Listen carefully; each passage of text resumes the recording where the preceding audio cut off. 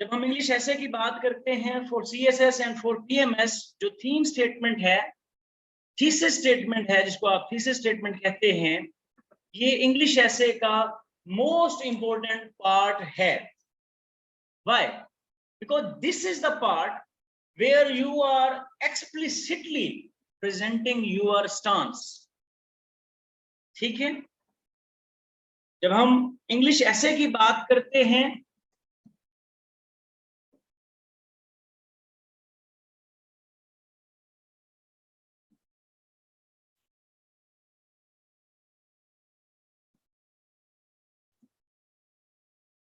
तो ये वो जगह मिलेगी इंट्रोडक्शन में आपको, ये वो स्टेटमेंट है, ये वो पोर्शन है जहां पर आप एक्सप्लिसिटली अपना स्टांस प्रोवाइड कर रहे हैं।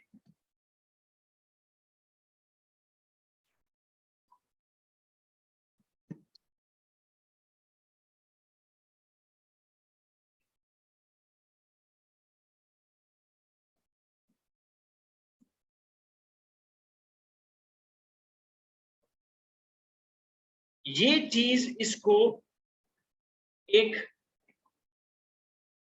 मोस्ट इंपॉर्टेंट पोर्शन या पार्ट बनाती है इंग्लिश ऐसे के अंदर।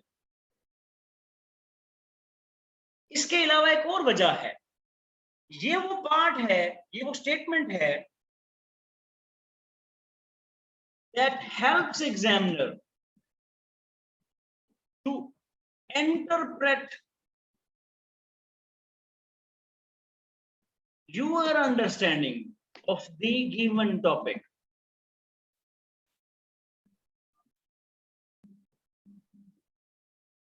ये आपके एग्जामिनर को हेल्प करेगा कि आप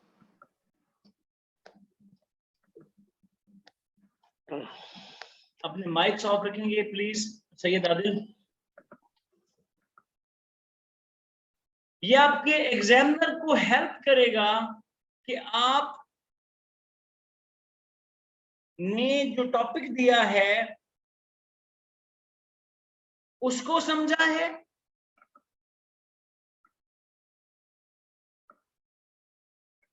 साथ में ये एग्जामिनर को हेल्प करेगा ये बात अंडरस्टैंड करने में कि आपने गिवन टॉपिक में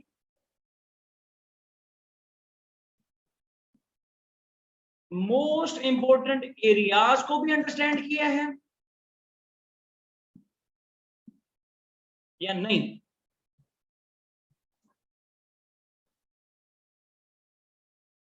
या ये कह लें कि this is the statement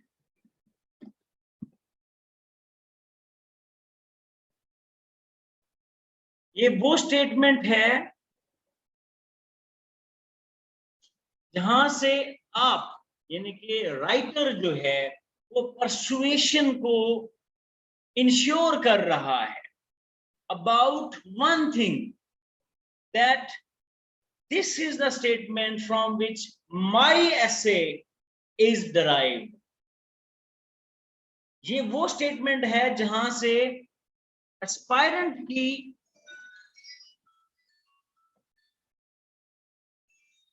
ji sir academy में पढ़ा आपका फोन, ठीक है मैं इसको ऑफ कर रहा हूं, मेरे से देख।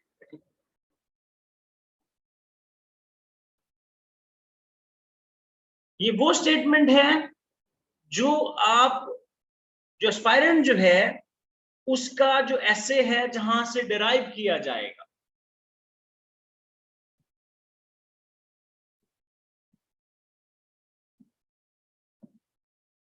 क्लियर हो गया? अब कुछ बड़ी बड़ी लिटरेचर वालों के पास चलते हैं, उनसे पूछते हैं कि उन्होंने इसके बारे में क्या कहा हुआ है। तो यूनिवर्सिटी ऑफ नॉर्थ कैरोलिना की एक राइटिंग सेंटर है, यूनिवर्सिटी ऑफ नॉर्थ कैरोलिना का एक राइटिंग सेंटर है, वो कहता है कि थीसिस स्टेटमेंट पे काम कैसे करना चाहिए या थीसिस स्टेटमेंट आपकी राइटिंग में क्या काम करती है और आप कैसे एक अच्छी थीसिस स्टेटमेंट को क्राफ्ट कर सकते हैं। हम इसके बारे में बात करते हैं, यूनिवर्सिटी ऑफ कैरोलिना कहती है कि थीसिस स्टेटमेंट जो है वो एक परसुएशन की फॉर्म है, कन्विंसिंग मैटर है इन योर होल एसे। ठीक है, ये वो पॉइंट है जो एग्जामिनर को बताता है कि आप इंटरेस्ट शो कर रहे हैं अपने सब्जेक्ट मैटर पे, आप logical point of view present कर रहे हैं। तो ये वो जगह है, ये वो स्टेटमेंट है जहां से आपने लॉजिक शो करनी है, logical point of view show करना है अबाउट द गिवन टॉपिक। ठीक हो गया जी। यूनिवर्सिटी ऑफ कैरोलिना है, इसके साथ साथ ये वो कहती है कि आप एक हॉस्टल में रहते हैं, ठीक है, हॉस्टल में रहते हैं जी, आप कैसे अपने रूममेट को पुश करेंगे कि वो क्लीन रूम को क्लीन करे? आप घर में रहते हैं, आपने अब्बे जी से गाड़ी लेनी है, कैसे? या वो कहते हैं कि आपने अपने दोस्त को पुश करना है कि वो आपकी फेवरेट पार्टी को वोट दे। जो वो मेथड है आप यूज करते हैं ये 3 काम कराने के लिए, ये वही मेथड है जिससे आप अपने एग्जामिनर को परसुएड करते हैं। तो जब हम परसुएशन की बात कर रहे हैं, अब ये थीम स्टेटमेंट्स किसी ने नहीं आपकी बनानी, ये थीम स्टेटमेंट एक राइटर से एक्सपेक्ट किया जाता है, एक एस्पायरेंट से एक्सपेक्ट किया जाता है एग्जामिनर की तरफ से कि वो इसको कंस्ट्रक्ट करेगा। क्लियर हो गया? Now let's come toward descriptive part of thesis statement.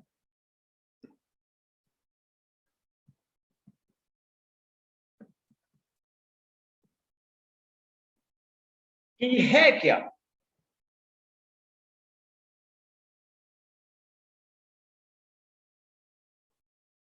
Thesis statement है क्या?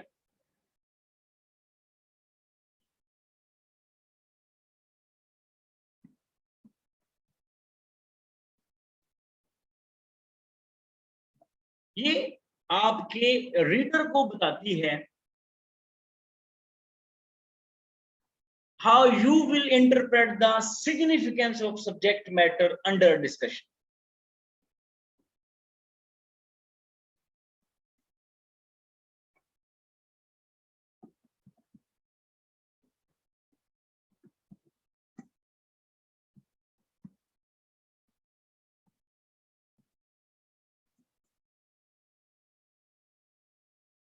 Clear? Theme statement, thesis statement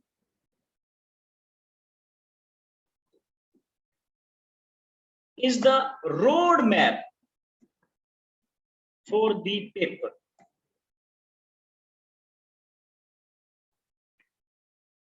ये पूरे पेपर का रोड मैप है, स्पेशली आपके जो इंग्लिश ऐसे का पेपर है उसका रोड मैप है। यानी कि it informs the examiner, examiner को इन्फॉर्म करती है व्हाट टू एक्सपेक्ट। एग्जामिनर इस थीम से, इस एक लाइन से क्लियरली अंडरस्टैंड कर जाएगा कि उसने रेस्ट ऑफ द पेपर में क्या एक्सपेक्ट करना है। तो यहां से आपका फेट डिसाइड होगा। अगर आप परसुएड ना कर पाए, उसकी एक्सपेक्टेशंस पे पूरा ना उतर पाए, या आप क्लियर ना हो पाए अपने थॉट प्रोसेस में, तो वो आपको वहीं रोके, उसने आगे कोई चेक नहीं करना। सीएसएस का एग्जामिनर तो लेथल है, वो इससे आगे नहीं जाएगा। तो ये आपके पेपर का रोड मैप है, ये एग्जामिनर को इन्फॉर्म करती है what to expect from the rest of the paper.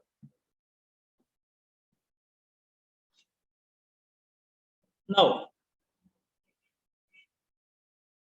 I want to ask a question from Ali Gujar and from Rabia, और उसका मुझे आंसर आप लोगों ने देना है। ठीक है, शाहरुख से भी, मैं जिन जिन से क्वेश्चन पूछूंगा। पहला क्वेश्चन अली से, how was your day?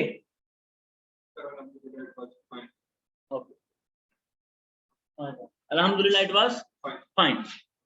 Same question is from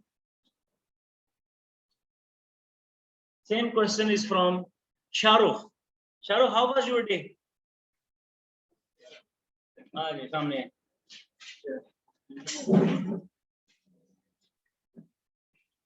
Shahrukh is in the class.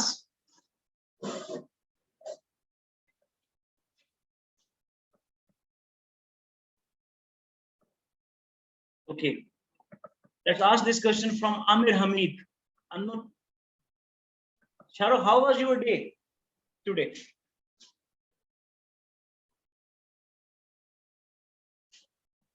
बोलो यार, माइक ऑन करने की आपको इजाजत नहीं दी, मैंने दी हुई है। ओके, परसुएड नहीं कर पाए, इतना वेट नहीं करेगा इसके अंदर। Aamir Hameed Sial, how was your day? It was fantastic. जी, It was fantastic. okay, that's fine. And let's ask this question from Hasiya Kambo. How was your day, ma'am? It was good, sir. Okay, it was good. And then let's ask this question from Malhiya Munir. How was your day? It was good, sir. Okay, let's repeat the question and ask. I'll ask from Bilal Amin. How was your day? Sir, except few hiccups, it went good. It went smooth. Okay. And let's ask this question from iPhone, because name is iPhone. Dear Apple, how was your day?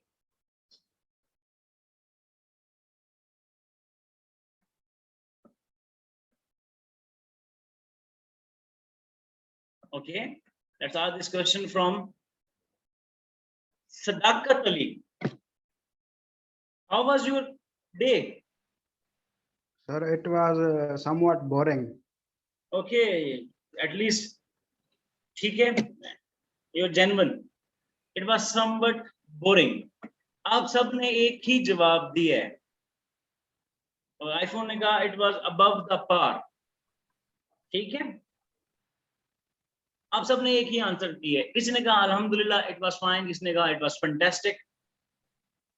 It means कि मैंने जब आपसे question पूछा है how was your day, तो आपने मुझे ABCDEF नहीं सुनाया जवाब में, आपने मुझे कहा it was good, it was fantastic. चले, अली गुजर ने अल्हम्दुलिल्लाह ऐड किया, ठीक है। अल्हम्दुलिल्लाह is not a word in English, इसकी कुछ वर्ड यूज होता है तो बस एडजेक्टिव यूज कर दिया, ठीक है। क्वालिटी ऑफ द डे ही स्पेंट वो एक्सप्लेन किया। Thesis statement is the direct talk, direct answer. You want to write something तो यू कैन, आए हैं तो अगर कुछ शायद एक आदमी ABCD मिल जाए। थीसिस स्टेटमेंट डायरेक्ट टॉक है आपकी, तो इसका मतलब है कि डायरेक्ट टॉक वो होती है कि जिसमें आप डायरेक्टली आंसर करेंगे the question asked to you.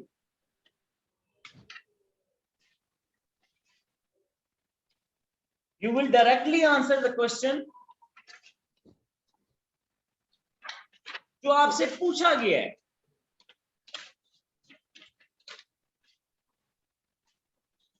Clear हो गया? पहली बात, आप क्या करते हैं, आप डायरेक्ट टॉक नहीं कर पाते। So thesis statement, theme statement directly answers the question. Example लेते हैं जी।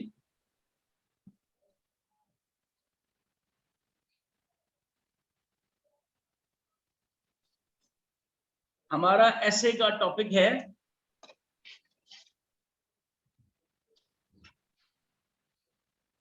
कि women empowerment is human empowerment. ठीक है, ये हमारा टॉपिक है.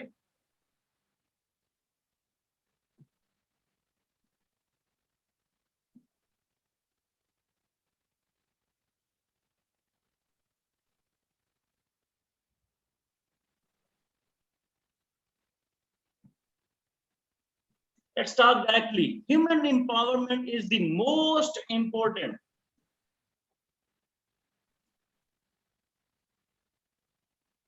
requirement for the human empowerment. However, पहला हमने डायरेक्ट आंसर करना है. ओके, आदिल ये वाला जवाब भी दे रहे हैं. Women empowerment is the most important requirement for the human empowerment. However,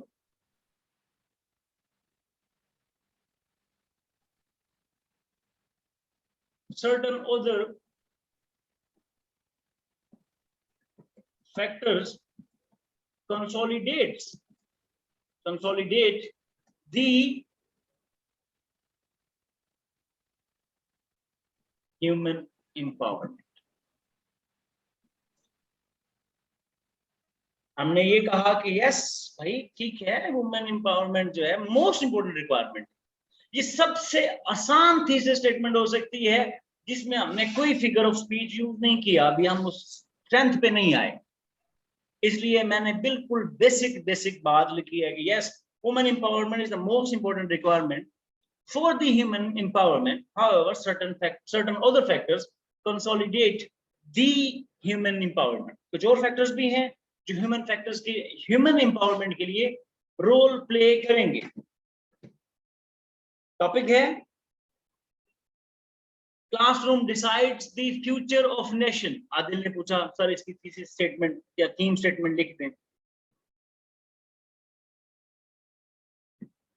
future of the nation depends upon few most important. अब ये हम मोस्ट इंपोर्टेंट वाली बातें रिप्लेस करेंगे अच्छे वन वर्ड्स के साथ. Future of the nation depends upon few most important pillars including classrooms. However, future of the classroom is also important in this regard to play the required role.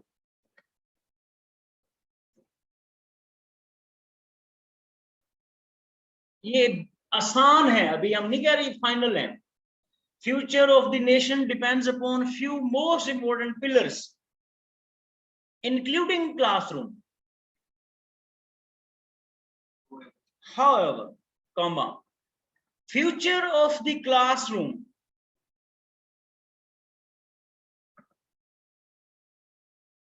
is also important in this regard so that it can play the required role. थोड़ा सा बेहतर करके, it can play the required role. अभी हम pre mature thesis statements लिख रहे हैं. अभी हमने कुछ चीजें one word figures of speeches add करनी है.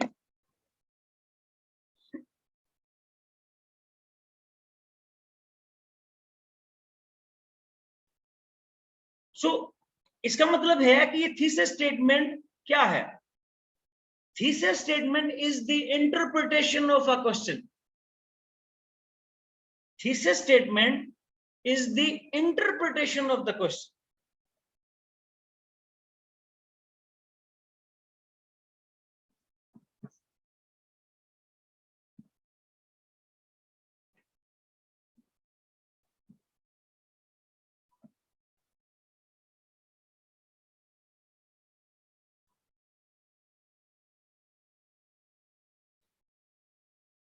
अब इसमें इंटरेस्ट कैसे डेवलप होगा? ठीक है, अब इंटरेस्ट डेवलप करने के लिए समझते हैं। टॉपिक है जी world war 2।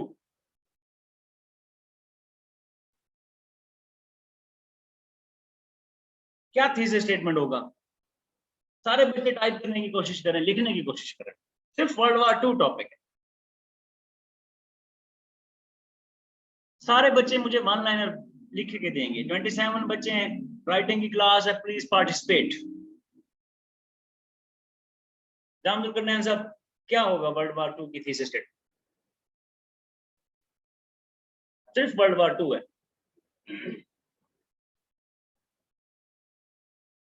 You have 3 minutes.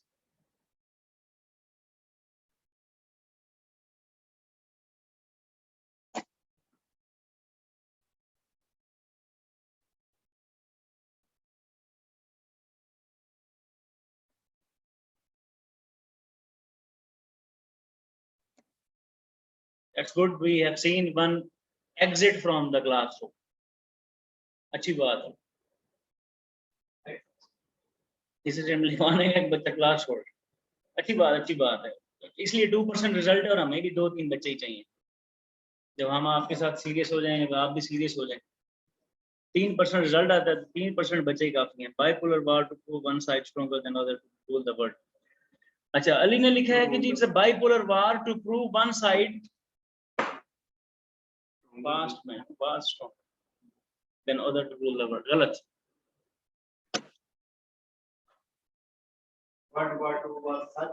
गलत। सुन लिया, गलत हो गई।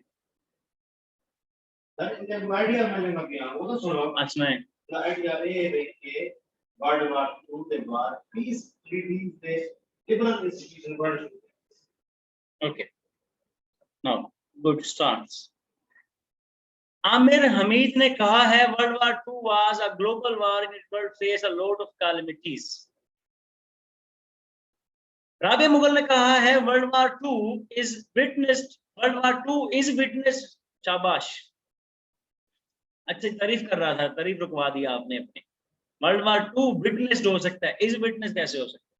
World war 2 witnessed massive human rights violation and mass destruction in the known history of the mankind. Articles खाना हमारी आदत है, रोटी रोटी खाया करें। World war 2 witnessed the massive human rights violation, specific human rights violation हुई थी, and mass destruction in the known history of the humankind. Arisha ने कहा world war 2 was one of the great watersheds of 20th century political history. Bilal ने कहा world war 2 although wreaked havoc resulted in unprecedented cooperation that exists today. Global war which lasted for 5 years in which all superpower participated. Shahrukh. World War II affected the socio-economic and political fabric of the world and changed the world order. Sadaqat. World War II was clash of interests among European nations, but it was also a war that erupted because of previous conflicts among the empires.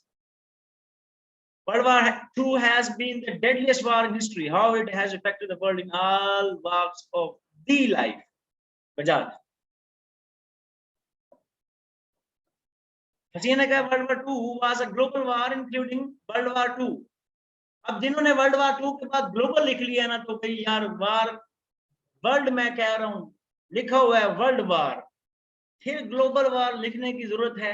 जिन्होंने भी लिखा है world war 2 was a global war including superpowers with tactical dilemma resulted in massive destruction.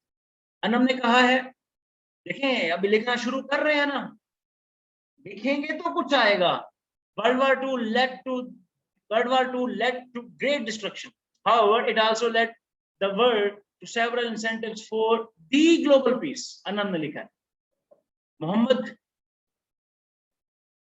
World War II was the most horrible event in history which shaped the world ideas about war. iPhone ne likha hai. Thank you so much, Apple. World War II has been an integral part of the last decade. However, its impacts are still prevalent in current international paradigm. जी ने लिखा है World War II told the world that nothing can be achieved through war. Good. Hassan ने लिखा है World War II is one of the horrific events in the modern history. Thank you so much for telling us. Zalim, shortest. World War II, Naveed ने लिखा है change the political alignment and global structure of the globe. Now something कम से कम कुछ आपकी हाथों से लिखा तो सही गया। चलें रैंक कर देते हैं। बिलाल अमीन सबसे ज्यादा अच्छी, ठीक है, बिलाल अमीन की सबसे ज्यादा अच्छी, उसके बाद राबिया मुगल की अगर इज ना होता, ठीक है, बिलाल अमीन की मैं पढ़ देता हूँ। World War II, although wreaked havoc, resulted in the unprecedented cooperation that still exists today. और राबिया मुगल का भी अच्छा, बाकी सब का गुड, ठीक है। पाकीज़ा ने लिखा है wars decides the future of nations and drag them away from development. World War II brought, same is the case for World War II, which brought the massive havoc. It took ages to come out of mess of that massive destruction. चलो जी, अब जब topic आता है world war 2, आप सब ने कुछ ना कुछ लिखने की कोशिश की। उस्मान का क्या लिखा गया है? उस्मान ने लिखा world war 2 also known as Great War is an important event which has changed the world order. There are many lessons which the world have learned from this war for the purpose of ensuring peace. Excellent. ठीक है, सुनाए सुनाए। World War II was such a unpredictable world war that led the world to create a liberal institution to maintain peace. Malia ने लिखा है history witnessed many wars, but World War II effects on the world was destructive. It not only destruct अगर singular subject है तो destruct singular verb नहीं आ रहा, plural verb आपने use किया। It not only distracted the different parts in terms of human violation but also change the global dynamics. ठीक है, massive incident that destroyed, a massive incident that point करें उसको, that destroyed the political and economic structure of the world and led the world towards a new start. Okay ji, let's break, stop writing here and start listening. सबका ठीक है?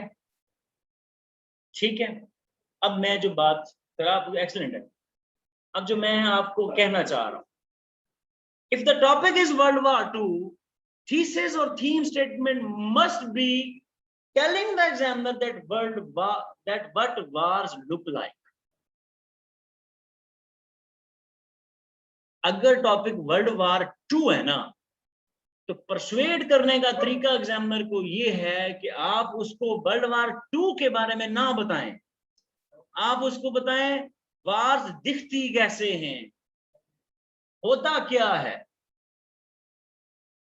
अगर topic है alchemist, alchemist के features के बारे में ना बताएं, आप उसको बताएं नॉवल होता क्या है। वहां से आप परसुएड करना शुरू करेंगे, वहां से एग्जामिनर आपकी अप्रोच इंटरप्रेट करना शुरू करेगा। सेकंड पार्ट जो आपका आएगा, that will tell him the subject itself. तो अगला हिस्सा आपका आएगा वो वर्ल्ड वार 2 या सब्जेक्ट इटसेल्फ को बताएगा। थीम स्टेटमेंट में do not define, do not describe, do not interrogate, do not expose, just persuade the examiner with how subject looks like. If the subject is woman empowerment and human empowerment, tell him what woman empowerment will do to the human empowerment. अब जो हमने ऊपर thesis statements 2 लिखवाई हैं, अब आपको पता चला होगा कि इसमें जो मोस्ट इंपॉर्टेंट रिक्वायरमेंट है ना, ये रिप्लेसेबल है, ये रिक्वायर्ड नहीं है। इसकी जगह वो सारी रिक्वायरमेंट्स हमने लिखनी है जिससे ह्यूमन एम्पावरमेंट अपने असरात छोड़ेगी। अगर हमने ये कहा है कि classroom decides the future of nation, तो हमने ये नहीं कहना कि मोस्ट इंपॉर्टेंट पिलर्स, हमने कहना है कि वो कौन से पिलर्स हैं जो फ्यूचर ऑफ नेशंस को डिसाइड करते हैं। और क्लासरूम क्यों मोस्ट इंपॉर्टेंट है, तो वो लफ्ज मोस्ट इंपॉर्टेंट की बजाय हमने ये लिखना है क्लासरूम से फ्यूचर ऑफ नेशन दिखेगा कैसे, in terms of development, in terms of moderation, in terms of progress, in terms of human development index, in terms of advancement, in terms of values। तो ये जो हमने दो लफ्ज लिखे हैं ना लेमैन की तरह, अभी मैंने आपके सामने थीसिस स्टेटमेंट ये लिखी है, ठीक है, इधर जो मोस्ट इंपोर्टेंट पार्ट है वो एक्सक्लूड हो जाएगा। Tell your examiner, persuade your examiner that what it looks like। Human empowerment, women को एम्पावर कर दिया तो फिर क्या चेंजिंग आएगी और ह्यूमन कैसे एम्पावर होंगे। क्लासरूम को इंपॉर्टेंट कैटलिस्ट कंसीडर कर लिया तो फ्यूचर ऑफ नेशन में किन किन एरियाज में तब्दीलियां आएंगी, परसुएड हिम। अब क्लियर हुई? जिन लोगों ने ये कहा कि डिस्ट्रक्शन शो करती है, कालमिटीज हैं, वो बताएं socio economic destruction, socio political habits, world orders. और फिर जिन लोगों ने ये कहा कि ठीक है, इन्होंने सबसे ज्यादा नॉन हिस्ट्री में socio economic habits, socio political destruction या चेंजिंग्स लाई थी, डायनामिक्स को तब्दील किया था, लेकिन इसके साथ दुनिया को पीस एस्टेब्लिश करने की अपॉर्चुनिटीज भी दी थी by giving them a lesson।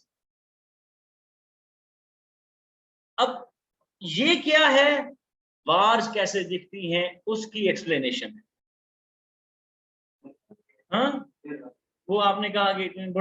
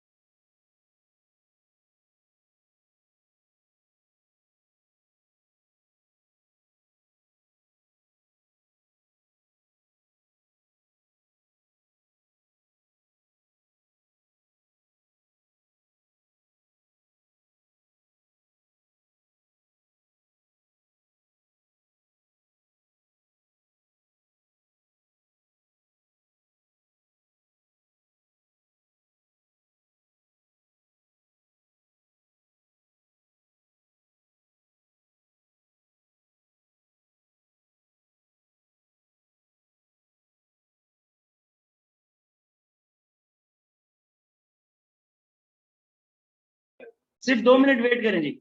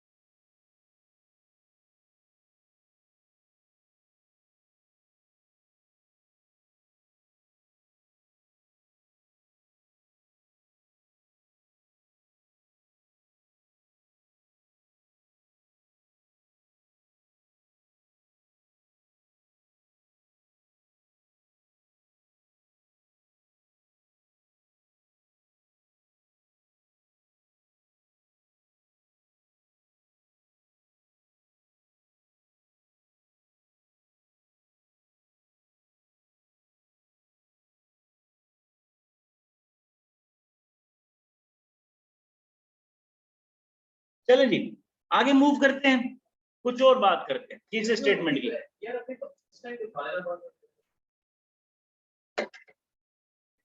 Most important part of thesis statement, a most important fact related with the thesis statement.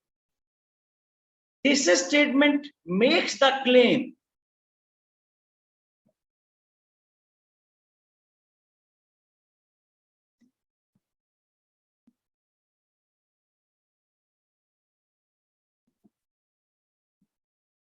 others might dispute. Thesis statement वो क्लेम्स लेते हैं जिन पे बाकियों का डिस्प्यूट हो सकता है। Thesis statement is a claim that others might dispute.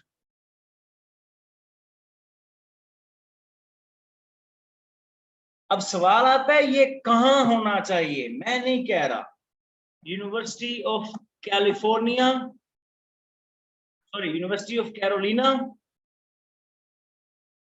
का दी राइटिंग सेंटर कह रहा है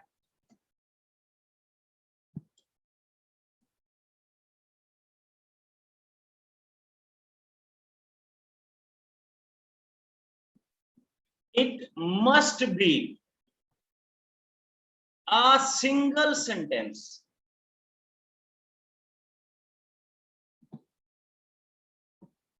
ये एक सिंगल सेंटेंस होना चाहिए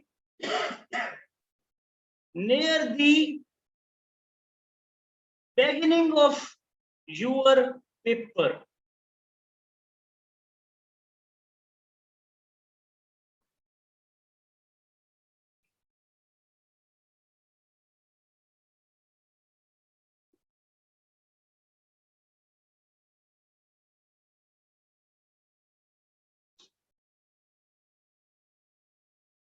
ये कहता है कि जी कि ये एक सिंगल सेंटेंस हो जो कि आपके पेपर के शुरुआत वाली जगहों पे होना चाहिए। और हमारे यहाँ कन्फ्लिक्टिंग क्लेम जरूर हैं कि सर वो इंट्रोडक्शन का पहला सेंटेंस हो, दूसरा सेंटेंस हो, आखिरी हो, किधर हो।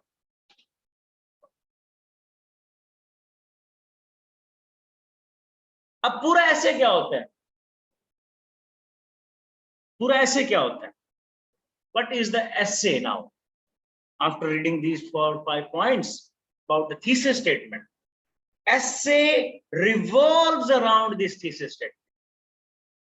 Essay organizes the data, essay gathers the data that will persuade the examiner of the logic of your interpretation. यानी कि जो पूरा पेपर है ना आपका, rest of the paper that is your एसे, वो गैदर करता है, कलेक्ट करता है, प्रेजेंट करता है वो एविडेंसेस जो आपने पूरे पर्चे में लिखे हैं to persuade the reader. Persuade क्या करना है रीडर ने? लॉजिक ऑफ योर इंटरप्रिटेशन, ना कि सिर्फ इंटरप्रिटेशन।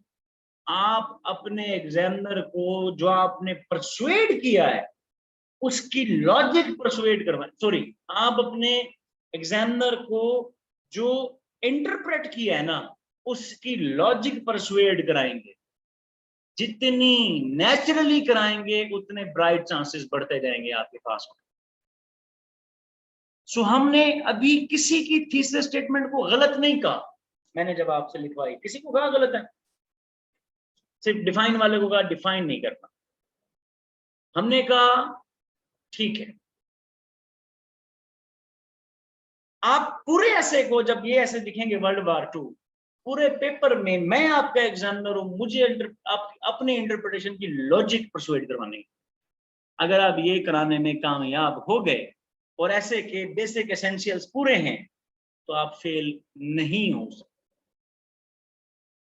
तो ये सवाल नहीं है कि थीसिस ठीक है या गलत है, it is actually the logic of your interpretation that needs to be या दैट नीड्स परसुएशन अगर आप अपनी लॉजिक ऑफ इंटरप्रिटेशन को परसुएड करा गए अपने एग्जामिनर को, रीडर को, यू आर गुड टू।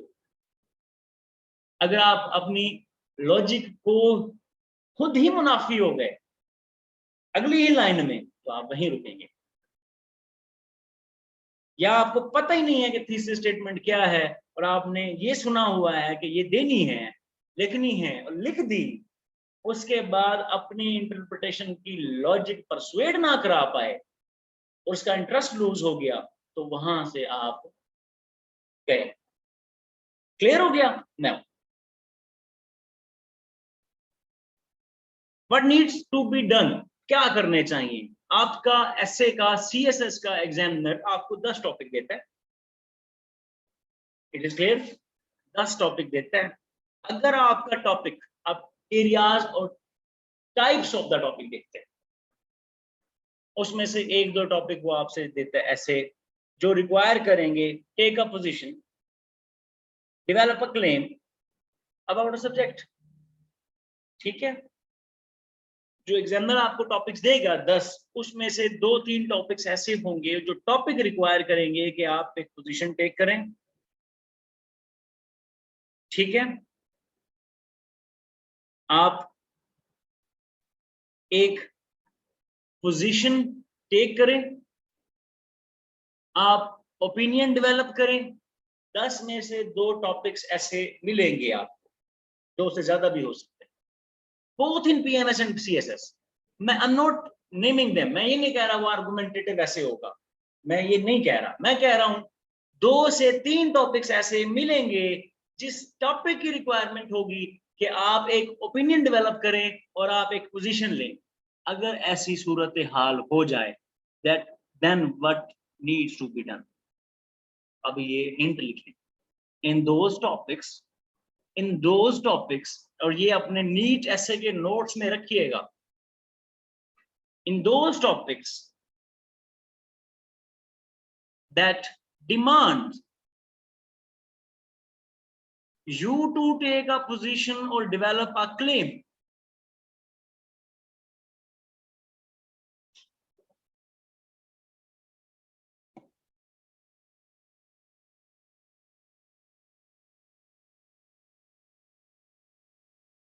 ऐसे टॉपिक्स जो डिमांड करेंगे कि आप पोजीशन लें या अपने क्लेम डेवलप करें।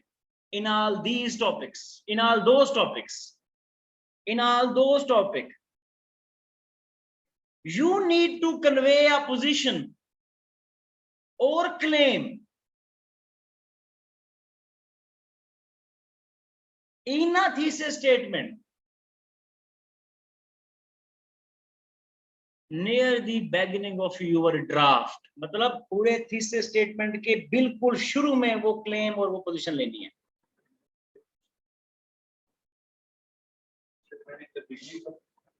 ऐसे तमाम टॉपिक्स जो आपसे एक पोजीशन और क्लेम डिमांड करेंगे, आपसे रिक्वायरमेंट या आपसे रिक्वायर्ड है कि आप अपनी पोजीशन और क्लेम को कन्वे करेंगे in a thesis statement near the beginning of your draft. अब ये मैं आपको जो अपने ऐसे बताना चाहता हूं, जो मैं पिछले 2.5-3 महीनों से पढ़ा रहा हूं। आवाज आ रही है ना?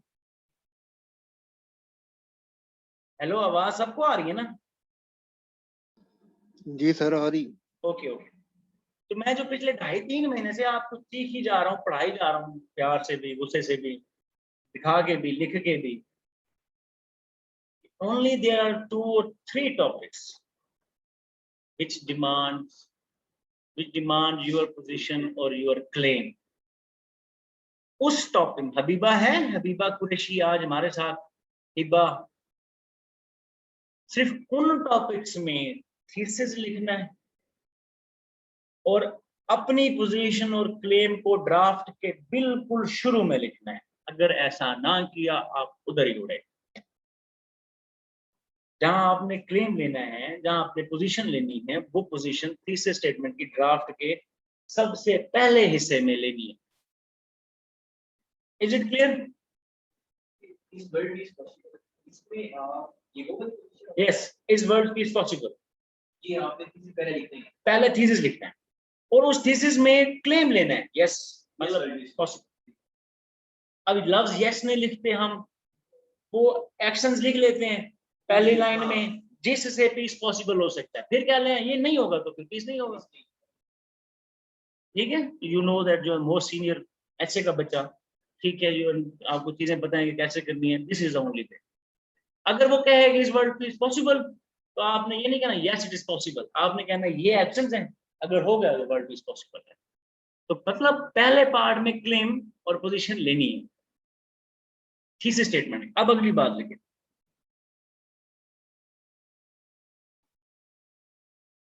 there are certain essays या few essays, आपके पेपर में कुछ ऐसे essays होंगे that may not explicitly state that you need a thesis statement.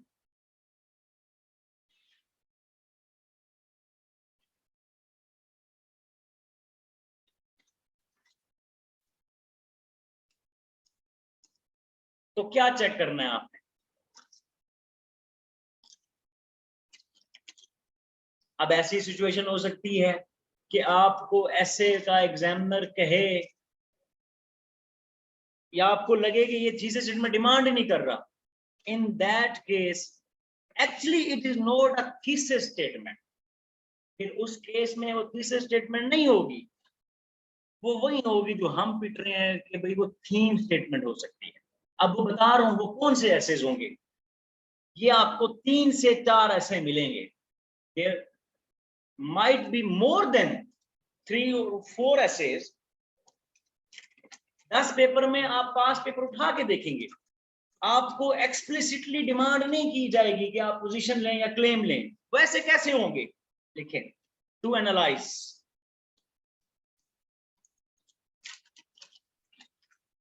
To interpret, to compare and contrast, to demonstrate cause and effect,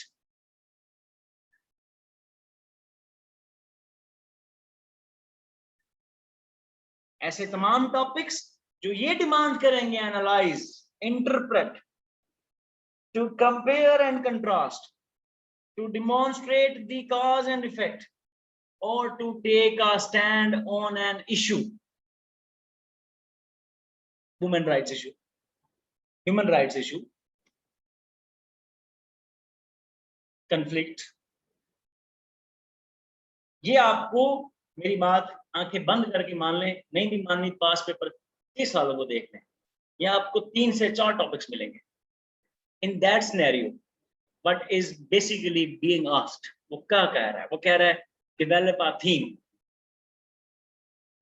and support it परसुएसिवली।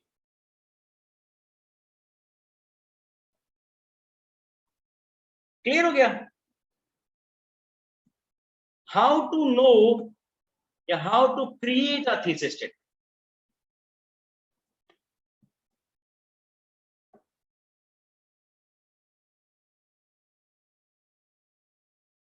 ये मुद्दा once and for all clear हो गया online वाले बच्चे जिन्होंने आज तक thesis की गप लगाई हुई है कि 2 से 3 टॉपिक्स होंगे जो आपको कहेंगे develop a opinion, take a position. 3 से 4 टॉपिक्स होंगे जो आपको कहेंगे आप डेमोन्स्ट्रेट कर दें, आप कंपेयर एंड कंट्रास्ट कर दें, आप एनालाइज कर दें, आप इंटरप्रेट कर दें, या आप किसी इशू पे स्टैंड ले लें, उस पे आप थीम डेवलप करेंगे। क्लियर हो गया? नाउ जी, आपने क्रिएट कैसे करनी है। ये ऐसा नहीं है कि मैं आपको कहूँ आप लिखना शुरू कर दें। वैसे मैं कह तो ऐसा ही रहा था, ऐसा लगा होगा आपने, मुझसे भी कहा तो यूं ही है आपने, सॉरी तो वर्ड मुर्शिद, ठीक है, कहा तो ऐसा ही है कि सर आपने कहा लिखें और आपने लिखना शुरू कर दिए। It's a lengthy thinking process. सबसे पहले बात ये आप समझ आनी चाहिए कि ये रेशनैलिटी के साथ इसका ताल्लुक है, लॉजिकल होने के साथ इसका ताल्लुक है, ठीक है, लॉजिकल होने के साथ इसका ताल्लुक है, रेशनल होने के साथ इसका ताल्लुक है,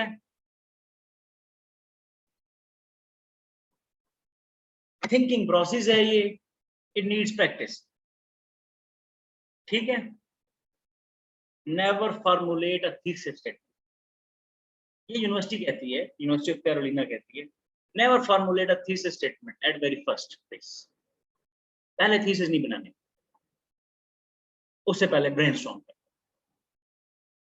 ठीक है, तो पहले क्रिएट कैसे करना है। जो नए बच्चे हैं, बिल्कुल जिनको कोई प्रैक्टिस नहीं है, पहले वो थीसिस नहीं बनाएंगे, सबसे पहले। ठीक है, जब आपने किसी टॉपिक को डेवलप करना है तो पहले आप क्या करें, ऑर्गेनाइज द डेटा। और ऑर्गेनाइज से पहले क्या करें, collect the data.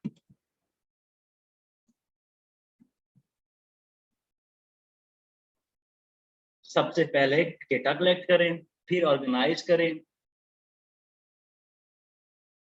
Collect the evidences and organise them. Evidences collect करें, उनको ऑर्गेनाइज करें। उसके बाद आप क्या करें, look for possible relation.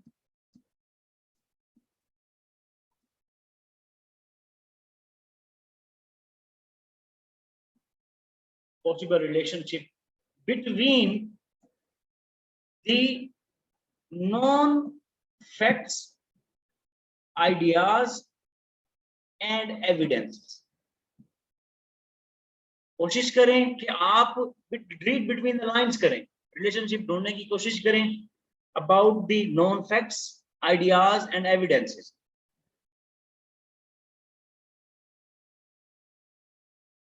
Think about the significances.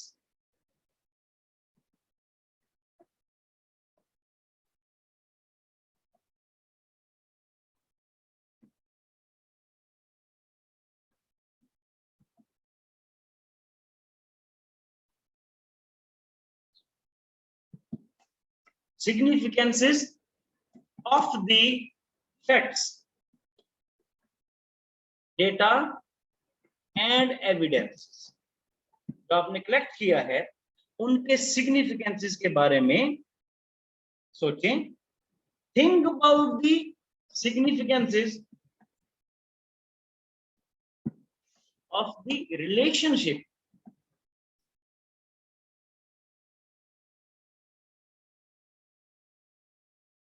अब आपके पास होगा वर्किंग थीसिस।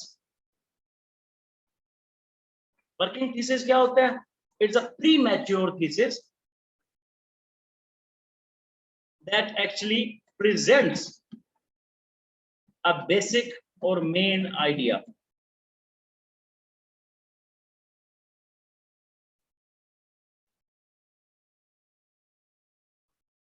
क्लियर हो गया? ये वर्किंग थीसिस होता है जो आपके बेसिक और मेन आइडिया प्रेजेंट करता है। Now argument and your thesis यानी कि यूर वर्किंग थीसिस जो आपने अभी बनाया है,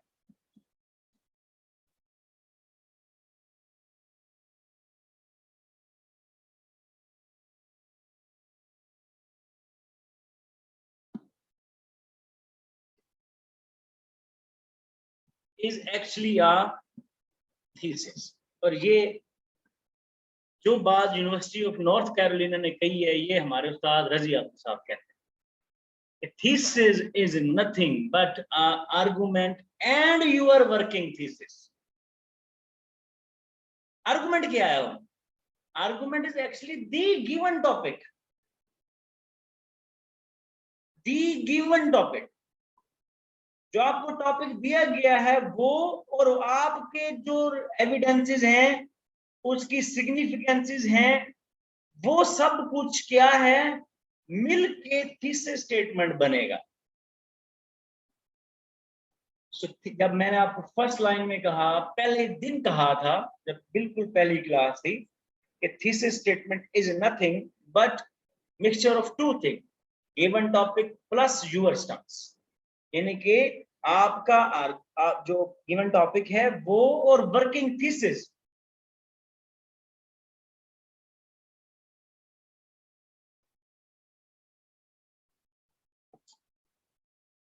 How to know if your thesis is strong? हमसे नहीं पूछना, मेरे से नहीं पूछना, किसी टीचर से नहीं पूछना, आप खुद पूछेंगे।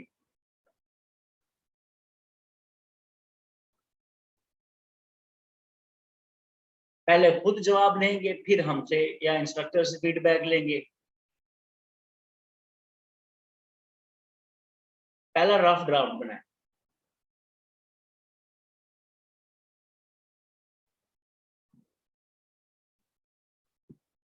रफ ड्राफ्ट बन गया। Do following things, ask few questions from yourself. You are the writer, you can answer your condition better than me. अब ये क्वेश्चंस पूछें, do I answer the question? If yes, is it a direct answer? ये मैंने कोई round about लगाया।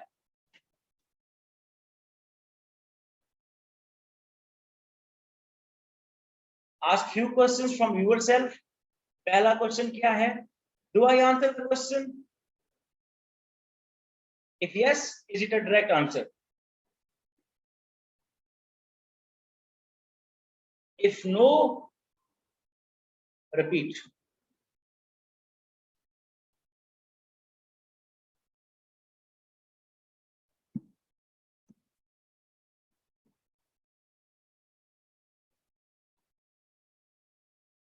अगर वो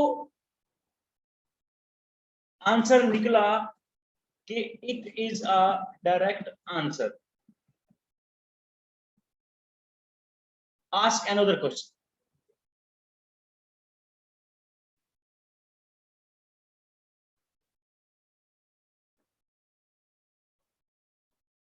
Have I taken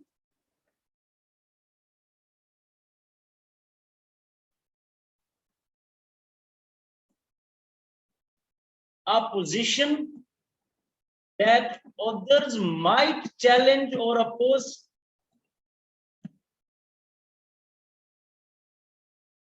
If answer is no, repeat. क्यों जी? अगर आपका थीसिस सिर्फ फैक्ट्स को स्टेट कर रहा है, that no one would or even could disagree with, आपने फैक्ट दे दिया जी थीसिस स्टेटमेंट में भी। मैंने पूछा जी कि gender equality is a myth, आपने थीसिस में कह दिया 46 or 47% of literacy rate shows that gender equality is a reality. आपने पोजीशन ले ली है, लेकिन आपने मुझे फैक्ट दे दिया जिसको अपोज नहीं किया जा सकता। It is not a thesis, it is a summary of the topic. आपने आर्गुमेंट मेक ही नहीं किया, आपने बात ही मुका दी, मैं तो डिसएग्री कर नहीं सकता। इफ आपने कोई ऐसी बात, ऐसी पोजीशन ले ली जिसको चैलेंज और अपोज नहीं किया जा सकता, वो अभी थीसिस की सूरत में नहीं आया। आप रिपीट करें, अपोज करें, चैलेंज करें, या कोई ऐसी पोजीशन ले जिसको अपोज किया जाए, जिसको चैलेंज किया जाए। अगर जब तक वो जवाब नहीं आया रिपीट करते रहें। इफ आंसर इज यस, तो इसका मतलब है thesis is not fact. Thesis कभी फैक्ट नहीं हो सकता, फैक्ट से भरपूर नहीं हो सकता। यूएस चाइना ट्रेड वार आ जाए, आप ये नहीं कह सकते China is the second largest economy surpassing the United states of America and triple P purchasing power parity. ये फैक्ट है, ये समरी हो सकती है, थीसिस नहीं हुआ अभी, आपने पोजीशन डेवलप ही नहीं की। अगर आपका आंसर यस आ जाए, यानी कि आपने ऐसी पोजीशन ले ली है जिसको अपोज किया जा सके और चैलेंज किया जा सके, आस्क द थर्ड क्वेश्चन।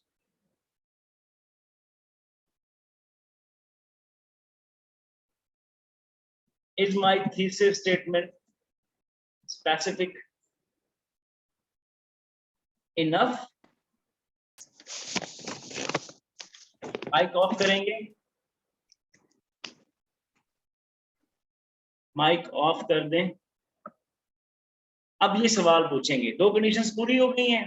पहला सवाल खुद से पूछ लें जी कि मेरा थीसिस स्टेटमेंट स्पेसिफिक इनफ है। इसका मतलब क्या है स्पेसिफिक इनफ? मतलब how you come to know, आपको पता कैसे चलेगा कि स्पेसिफिक हो गया और काफी है? वो तीन बातें नहीं होनी चाहिए। Thesis statement that are too vague.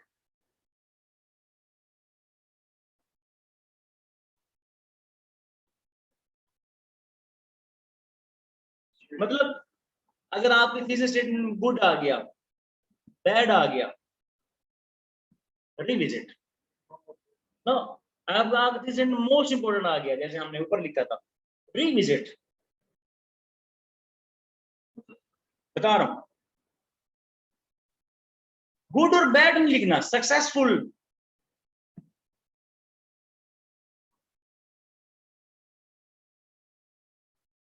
To bad, important. ऐसा क्यों हुआ है? अगर आपके थीसिस में ये वर्ड्स आ रहे हैं ना, good, bad, successful, too bad, important, thesis ये नहीं है। थीसिस ये है why this specificness is good, what specifically makes something good।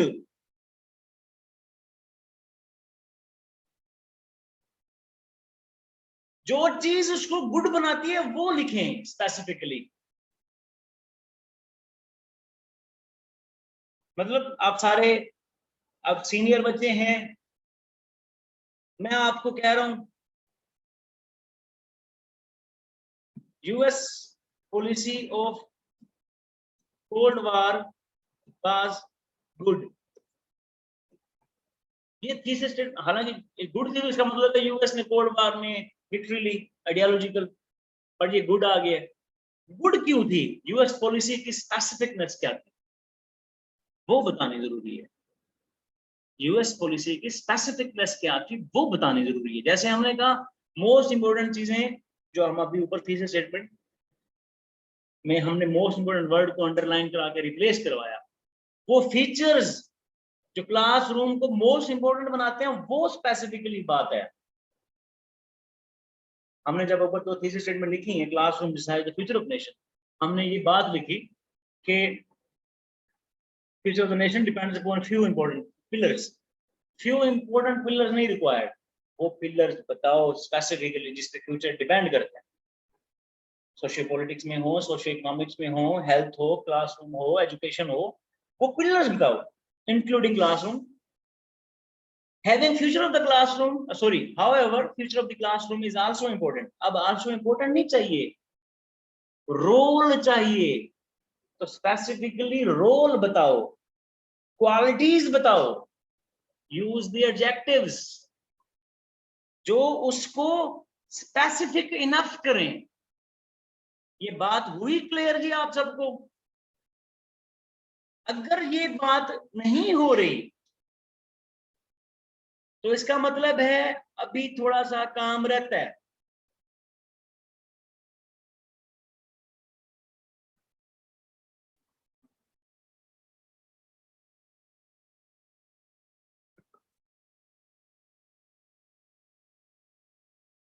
अभी आपका आया था सवाल pros and cons of globalisation. कल से हम ये बच्चे मेरे साथ, मेरे बहुत सीनियर बच्चे बहस कर रहे हैं।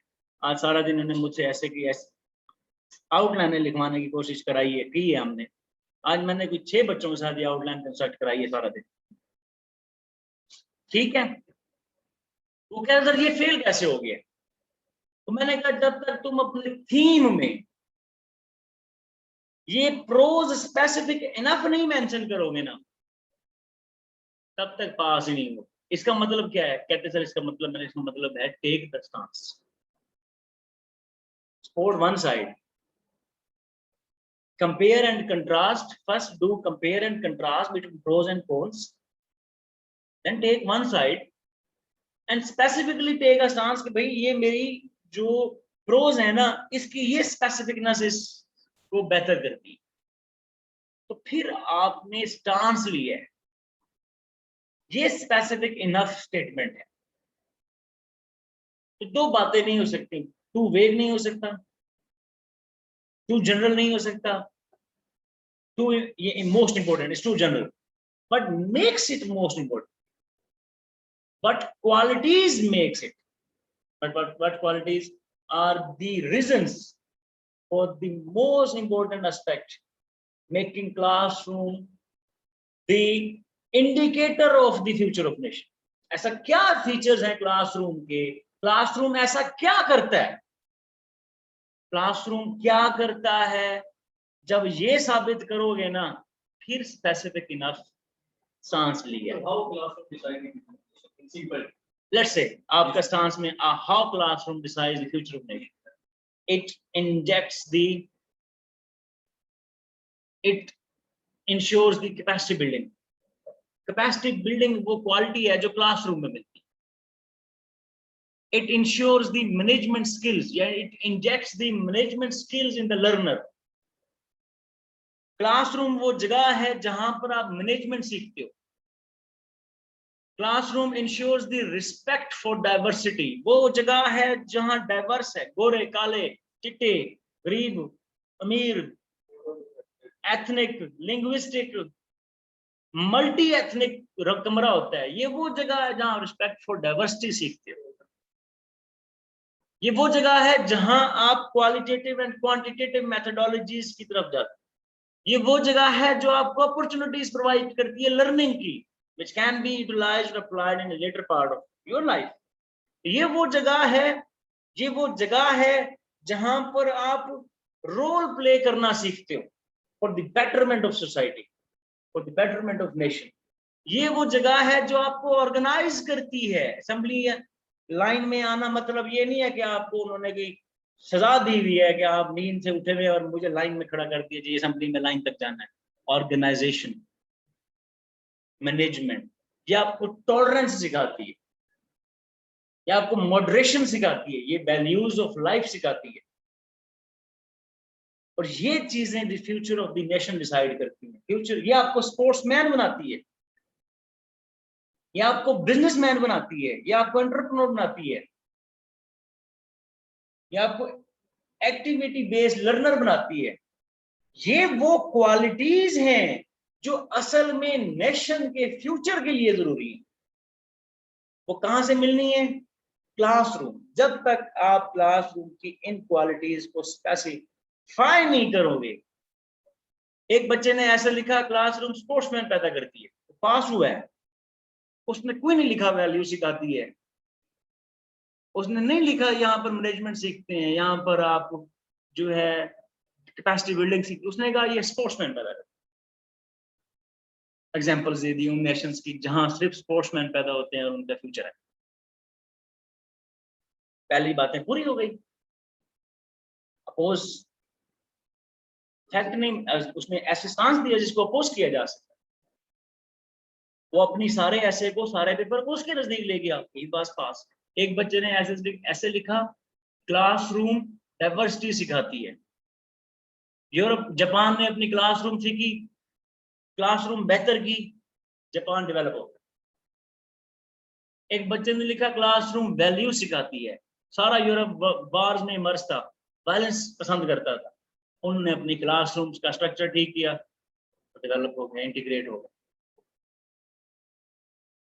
These are the explicit qualities of the classroom, ना कि classroom itself. You are supposed to tell him those qualities. If you are telling him the specific enough qualities at this third stage, you are good to go. Now your thesis statement is complete. Last question जो आप करेंगे यहाँ तक करने के बाद, your thesis statement is good or not? Now, does my essay support my thesis? हमसे गलती क्या होती है? हम कहते हैं does my thesis support my essay? Support my essay, does आ गया, sorry, तो verb use हो गया सिंगुलर।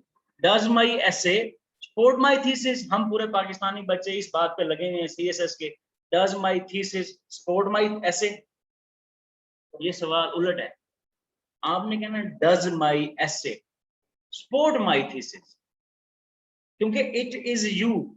आप एक ऐसे 400 बच्चे लिखते हैं जो पास हुए, 600 बच्चे जो पास हुआ, सॉरी ऐसे पास होते हैं 1200-1400 बच्चे, 1200-1400 बच्चे पास हुए, 10 ऐसे, एवरेज कर लेते हैं, एक ऐसे को 100 बच्चों ने लिखा, एवरेज कर लेते हैं 100 बच्चे एक ऐसे लिखा है,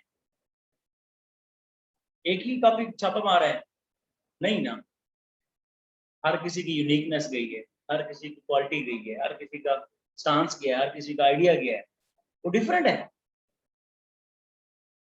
पास क्या हुआ है, उनका थीसिस उनके ऐसे को सपोर्ट कर गया, ना कि ऐसे को थीसिस पे सपोर्ट करवाए।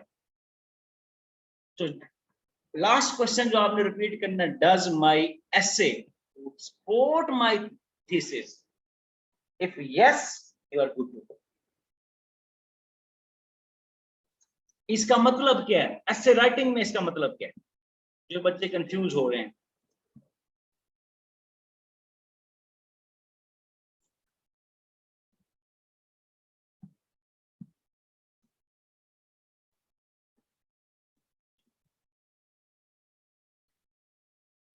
पहले इसका मतलब देख लो जी, इसका मतलब ये है कि आपकी बॉडी ऑफ द ऐसे और आपका थीसिस एक ही है, आपकी बॉडी उस थीसिस के राउंड घूम रही है, ना कि आपका थीसिस बॉडी के राउंड घूम रहा है।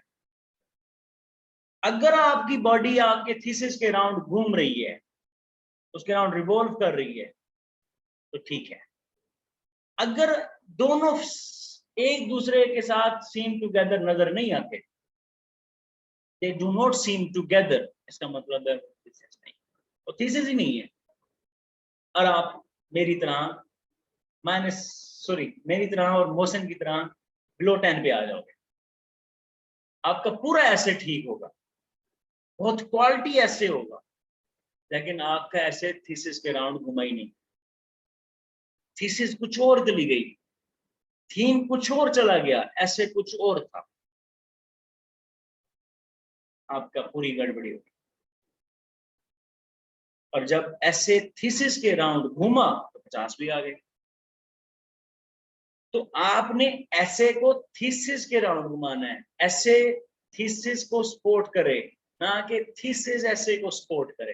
पहले तो वंस फॉर ऑल इस चीज को समझ लें, ऐसे थीसिस को सपोर्ट करना चाहिए। इसलिए रजी आबिदी साहब कहते हैं ये वो स्टेटमेंट है जो पहली लाइन में नजर आनी चाहिए, अगर आ गई और ये क्वालिटीज पूरी हो गई, हो ही नहीं सकता आप फेल हो।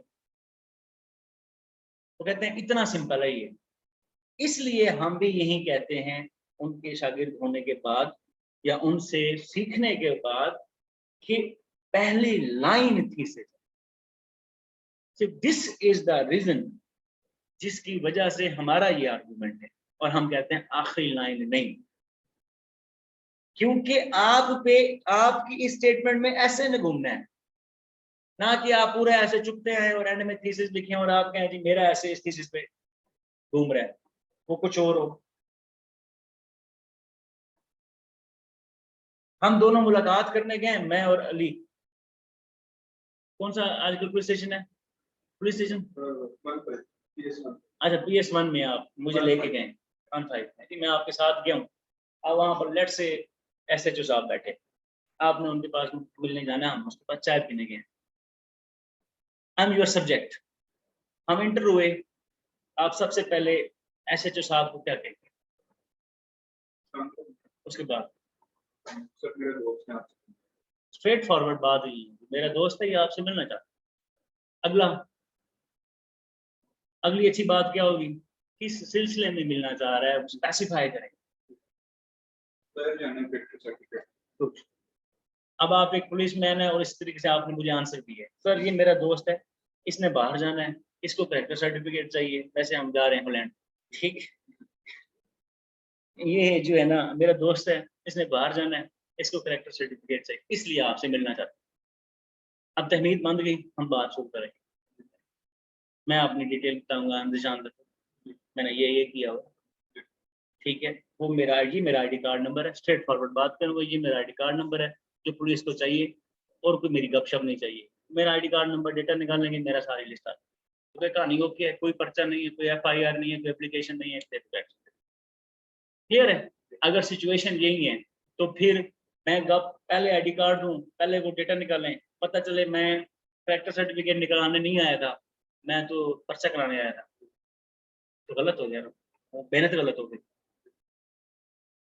आप कहें सर ये आपका मेरा दोस्त है, ये आपसे बात करना चाहता है, मैं आईडी कार्ड देता हूँ, SHO साहब एग्जामिनर है, SHO साहब बुलाते हैं, बेल पे बंदा आ जाता है, उसको कहते हैं आईडी कार्ड ले जाओ, आईडी कार्ड ले जाते हैं, वो मेरा कैरेक्टर सर्टिफिकेट निकाला। मैंने कहा सर मैंने तो रिपोर्ट दर्ज करानी थी, अब वो काम नहीं हुआ ना, तो मैं फेल हो गया, वो काम ही गलत हो गया ना।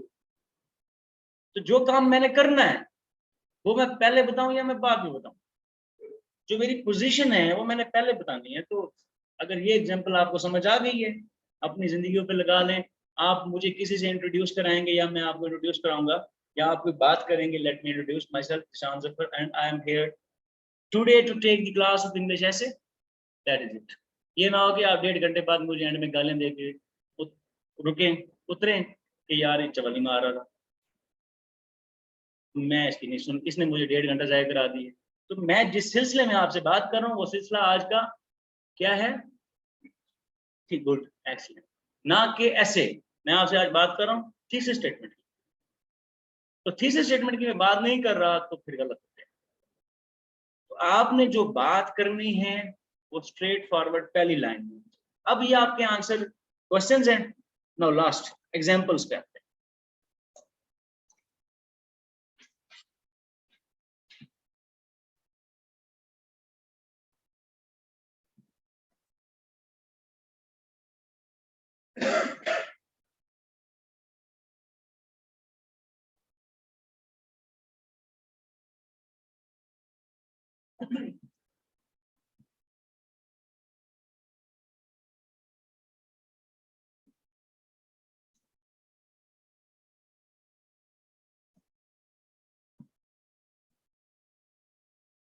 नाउ लिखें जी, टॉपिक लिखें, impacts of social media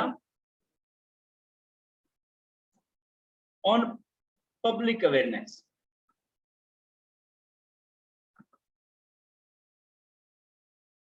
मैं हॉलैंड जा रहा, इंग्लैंड नहीं जा रहा, बस माइग्रेशन करा रहे हैं, छोड़ रहे हैं हम Pakistan.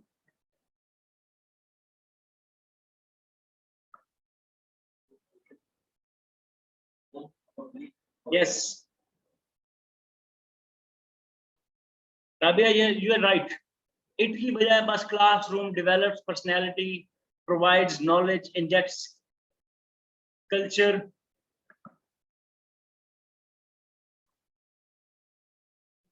Impacts of social media on public awareness, ये टॉपिक है जी।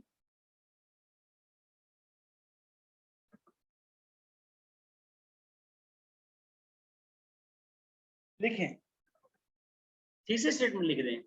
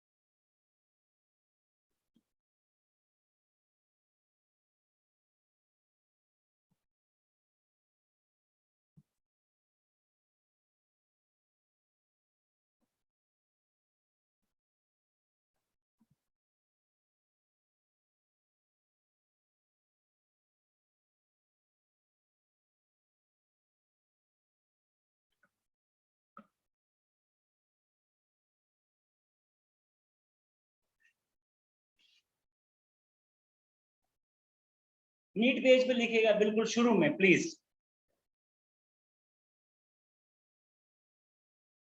आज के बाद तो थीसिस जो टॉपिक गलत हुआ ना तो मेरे को ना आए थे।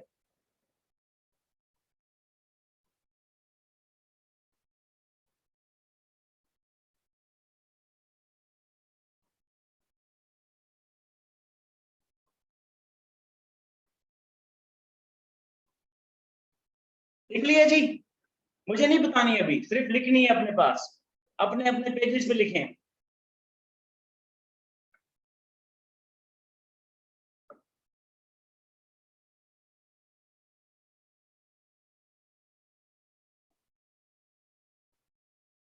लिख लिए? ओके हो गया, आप सबने लिख लिए जी? पहला सवाल लिखें जी। अभी आपकी तीसरी में आप खुद चेक करेंगे, मैं नहीं चेक करूंगा। पहला सवाल लिखें, do I answer the question?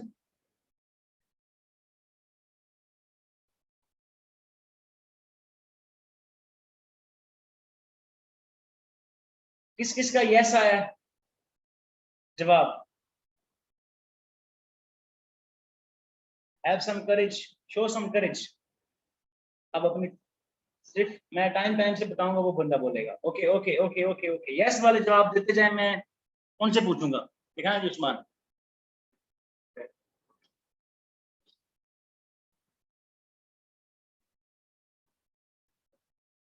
पहले ये वाला, ये तो आपको इसके ऊपर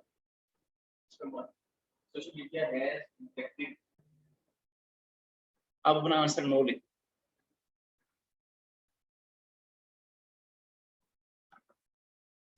मैंने आपसे पूछा है, मुझे थीसिस स्टेटमेंट बताओ। बिलाल अमीन का social media being a vibrant source and place public when develop diverse opinions। No लिख दो बिलाल अमीन, अपने इस क्वेश्चन को नो लिख लो जो अभी आपने क्वेश्चन मैंने लिखवाया है। Do I answer the question? गुजर साहब ऊपर किसने चैलेंज लिया था? फसिया ने।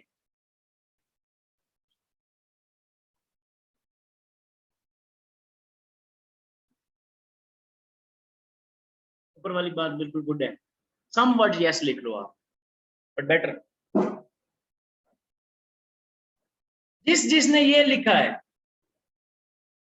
जो मैंने ऊपर क्या हिंट दिया है, जिसने लिखा है both positive and negative impacts, positively negatively in many ways, ऐसी कोई बातें लिखी हैं।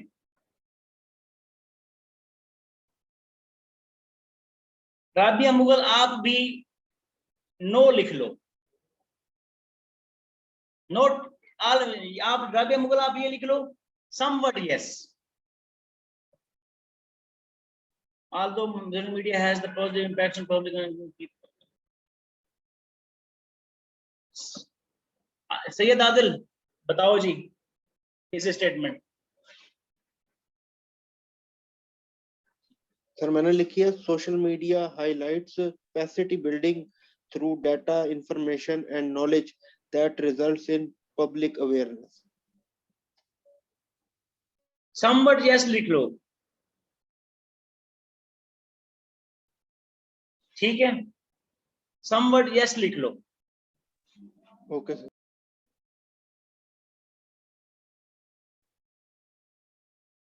आमिर हमीद नो लिख लो आप, no, clear no, big no, परेशान होने वाला नो नहीं, सिर्फ ठीक कर रहे हैं अभी हम, क्लास इसी चीज की ले रहे हैं ना, ठीक है? अब क्यों जी, अगर आपका आंसर आया जी कि both positive and negative ways, positively negatively, या आपने एक्सप्लिसिटली सर्टेन पॉजिटिव इंपैक्ट्स बता के छोड़ दिए, तो वो दोनों बच्चे आंसर नो लिखेंगे या सम वर्ड यस लिखेंगे। क्यों? Positive and negative veg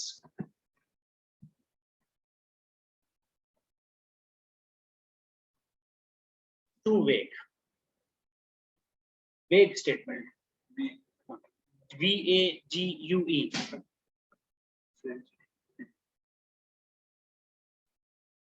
Shahrukh no लिख लो, no.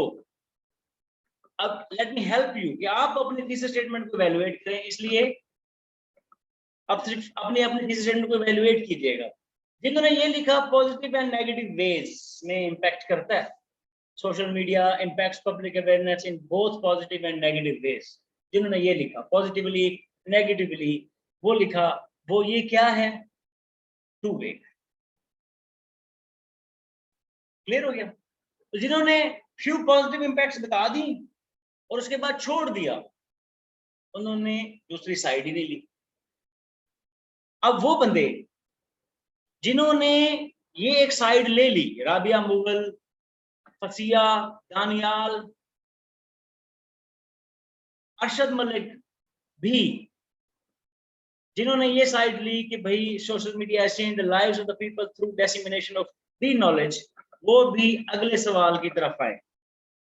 I am the person who views social media as a negative. मैं आपको अपोज करूंगा, ठीक है, आप गुड टू गो है।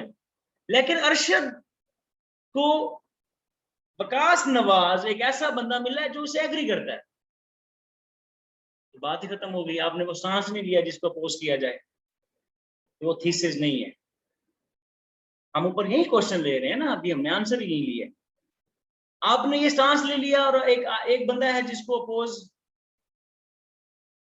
जो इसको अपोज ही नहीं कर रहा, तो वो थीसिस नहीं है। जो इस पे आर्गू ही नहीं कर रहा, वो थीसिस नहीं है। मैंने ले लिया both positive and negative ways, तो वो एक्सप्लिसिट नहीं कर पाया, ठीक है।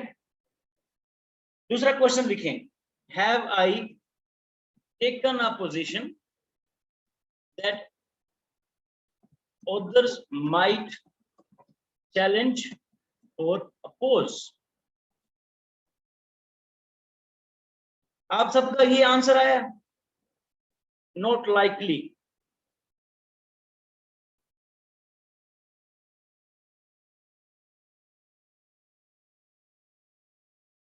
बिकॉज जिन्होंने पॉजिटिव एंड नेगेटिव वेज लिखा उनके लिए तो उसने मेंटेन कर दिया ना that social media has a solely positive और सोलरली नेगेटिव इंपैक्ट। क्लियर हो गया? जिसने ये लिखा कि एक्सप्लिसिटली पॉजिटिव इंपैक्ट्स लिखे, तो नेगेटिव वाला उसको निगेट करेगा ना, पॉजिटिव वाला तो निगेट नहीं कर सकेगा। क्लियर हो गया? ये बात आपकी समझ में आ गई? तो इसका जवाब आपका आना चाहिए नॉट लाइकली।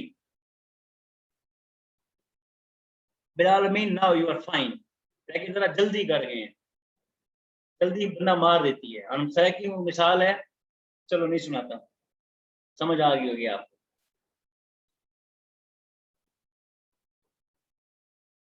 अगला सवाल उठाएं, is my thesis statement specific enough? आपका सवाल पार्शली यस या नो आएगा। ओके हो गया? उस्मान का नो आएगा, आपका पार्शली यस आएगा। जवाब तो कम से कम खुद लिखो जालिमा। बी योरसेल्फ राइट नाउ, मेरी बात को यस नहीं लिखना। मैंने आपको कहा है कि आपका आंसर समवट ठीक है, लेकिन समवट दूसरा पार्ट मिसिंग है। आपने पॉजिटिव तो एक्सप्लेनेशन बयान किए हैं, नेगेटिव नहीं लिखा, आपने लिखा देयर सडन नेगेटिव। क्लियर हो गया? तो इसका मतलब पार्शली यस है और उस्मान का पार्शली नो है, और बाकी सब का भी ऐसा ही है कि नहीं, पार्शली यस और पार्शली नो। समझे?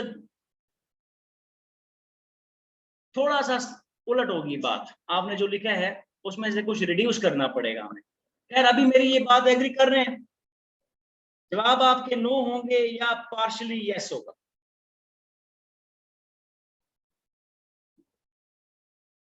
यहां तक एग्री कर रहे हैं या नहीं?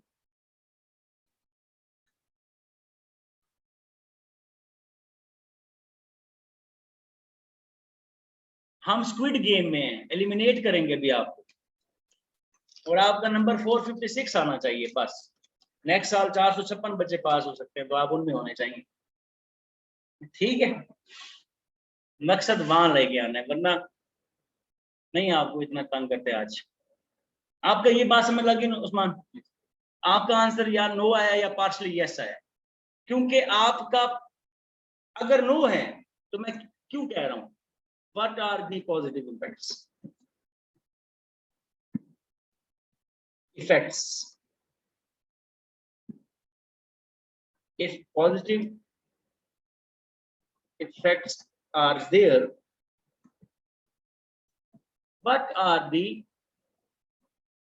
negative impacts? ये उन लोगों को मैंने कहा, if negative impacts are there, what are the positive impacts?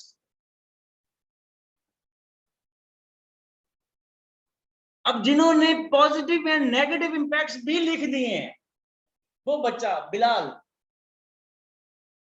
जिसने ये दोनों लिख दिए।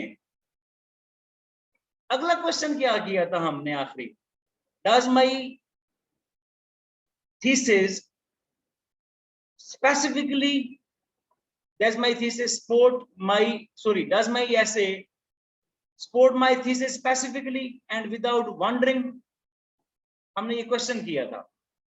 तो इसका मतलब है, इस क्वेश्चन का मतलब ये है कि does your thesis, does my thesis, आप आखिरी क्वेश्चन ये लिखें, does my thesis pass the how and why test? किसका जवाब यस आया? कोई एक बंदा हाथ खड़ा करे।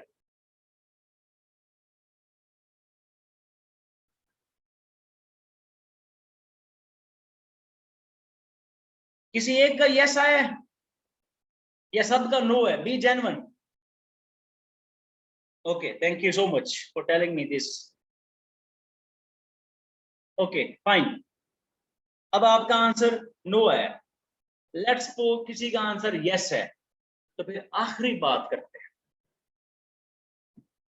डज माई थीसिस, जरूरत पड़े, does my thesis pass the so what test?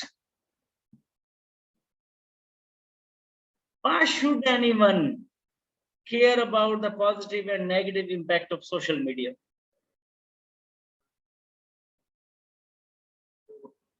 ये बात समझ लग रही है? ये सवाल समझ लगे? Does my thesis pass the so what test? क्यों एग्जामिनर केयर करेगा about your positive and negative impacts जो आपने मेंशन किए ऑफ द सोशल मीडिया? ये बात समझ लगी? Does my thesis pass the so what? अब एक बच्चा है वो सारे जवाब यस यस देता आया, स्पेसिफिक टू वैग नहीं है, उसने ये भी मेंशन कर दिया, पोजीशन भी ले ली जो चैलेंज और अपोज होगी, उसने ये भी ले लिया हाउ एंड व्हाई, ये सारे यस जवाब है। अब कोई क्यों आपके mention positive and negative impacts को कंसीडर करेगा? आप में ऐसा क्या है कि हम आपको नौकरी पे रख लें? एक सवाल पूछा, आप इंटरव्यू रूम में गए, आपसे पूछा गया इंट्रोड्यूस योरसेल्फ, आपने कहा my name is Zishan Zafar, I have done my computer engineering from ABC university, done my masters from the Brigham University in embedded system.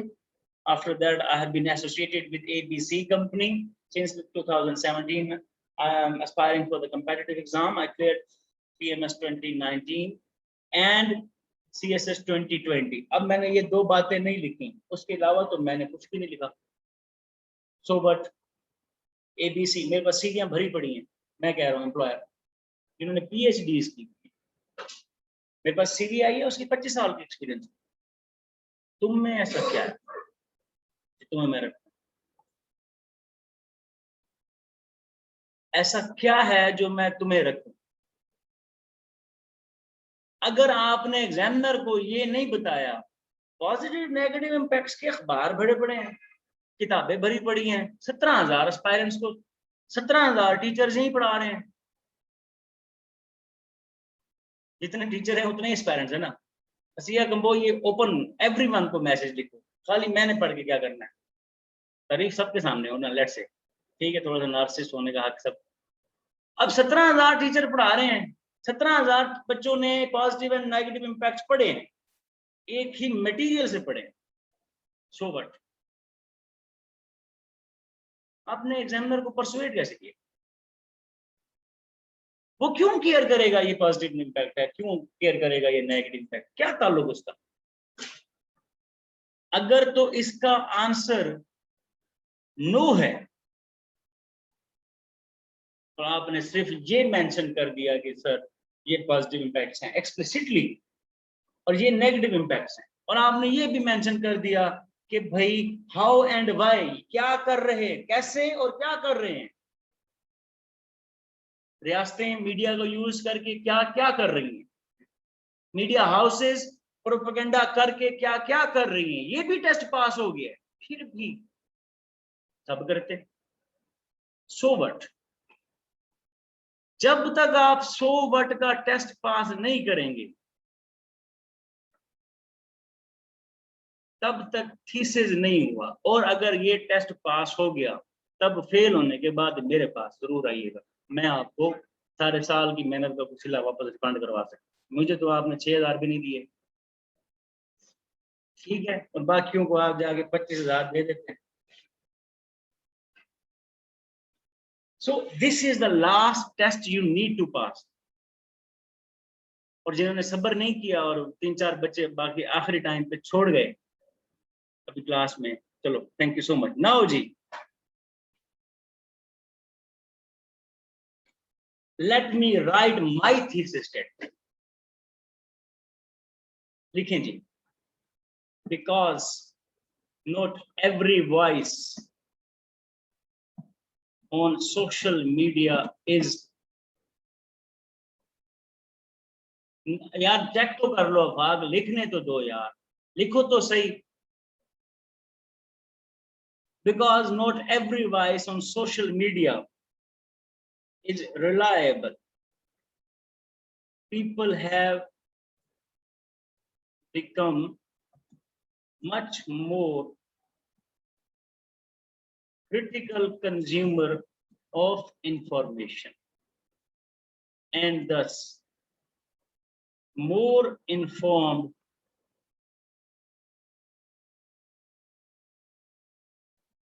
voters.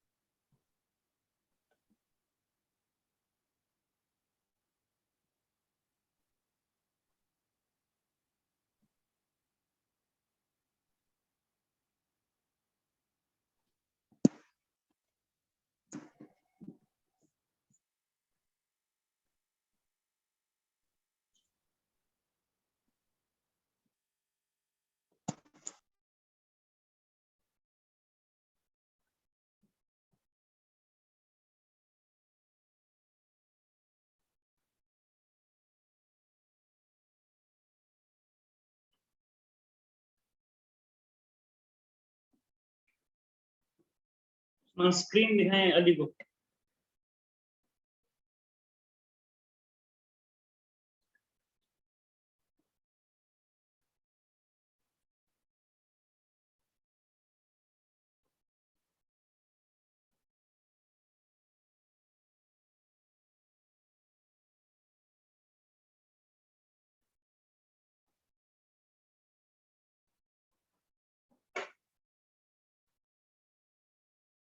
अब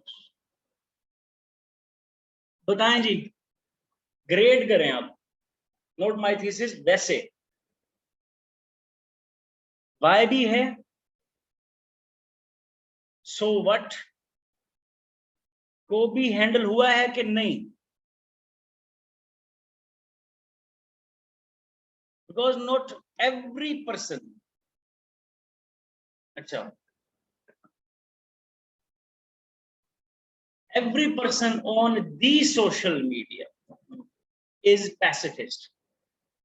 People have become much more polarized in their thinking. Social media ने लोगों में polarization बढ़ा दी, and thus more reluctant in participation.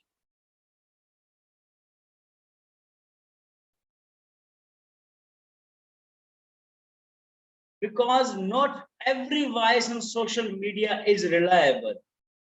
People have become much more critical consumer of information and thus more informed voters. अब दोनों में से ठीक कौन सी है? सारे बच्चे बताएंगे जी, स्ट्रॉन्गर कौन सी है?